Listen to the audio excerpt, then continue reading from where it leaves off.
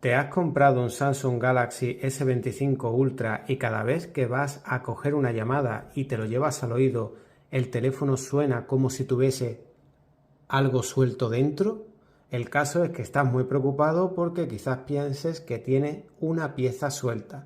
Pues mira, no le ocurre nada a tu dispositivo. Básicamente lo que estás escuchando al agitar el móvil es el estabilizador óptico de la imagen que tiene una de las cámaras, que se aplica cuando se va a hacer zoom. El caso es que suena a veces como si tuviera algo suelto, pero esto no es solo de este móvil. De hecho, en el S25 Ultra apenas suena. Si nos vamos a modelos anteriores como el S24 Ultra, suena muchísimo, veráis. ¿Veis? Y suena siempre en el lado de las cámaras. Pues en el 25